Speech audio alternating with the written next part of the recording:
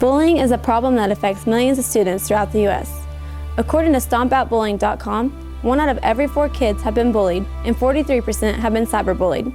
Teen bullying and cyberbullying have reached an all-time high. Some kids feel so tormented that they feel that suicide is their only alternative.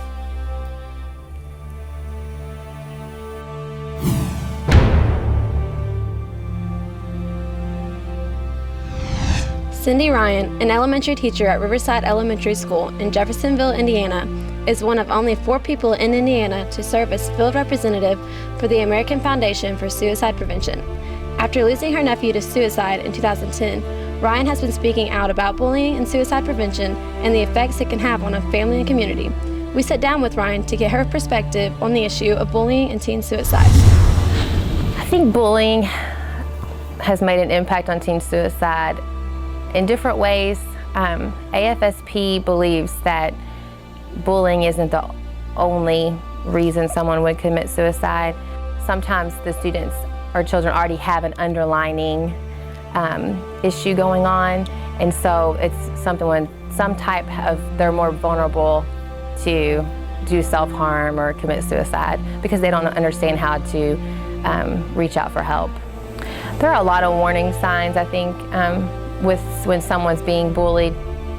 Students a lot of times will start kind of going introverted. They don't share their feelings as often. They have high anxiety.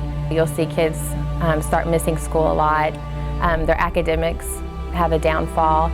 And as parents, they'll notice they're kind of isolating themselves from their friends, from family. They isolate themselves from activities that deal with school. I think the internet has opened the door for a different type of bullying. When it's bullying in the school, that student might only be with the bully for up to 6 or 7 hours. The cyberbullying has allowed the bullies to have a way into that child's house. They're able to bully them from home. They're able to bully them from the cell phones. Sometimes it's just a bullying the victim, but when it hits the internet, it could be all of your friends on Facebook or all of your friends on, Twitter and MySpace. So that has really opened, it's a different type of bullying, I think. In cyberbullying, methods used are limited only by imagination and access to technology. The cyberbully one moment may become the victim the next. Kids often change roles, going from victim to bully and then back again. Young people have often killed each other and committed suicide after having been involved in a cyberbullying incident. One thing that schools can do, in my school in particular, we've adopted a curriculum for anti-bullying, and we also teach social skills.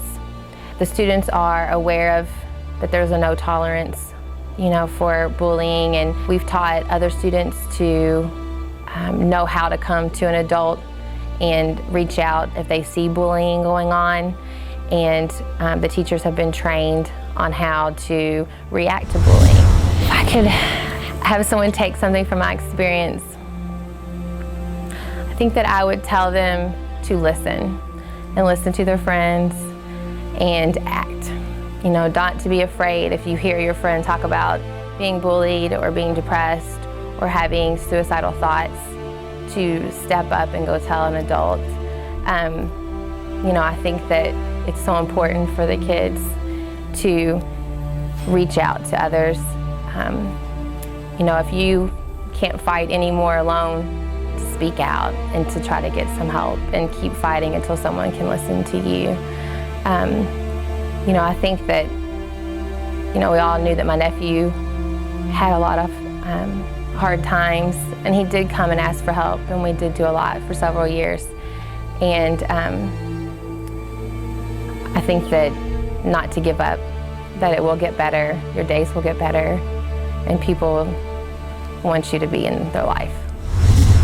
If you or someone you know has been a victim of bullying or cyberbullying, tell someone, a teacher, a parent, or even a friend. Don't be afraid to speak out against bullying. Stop the bullying, start a movement.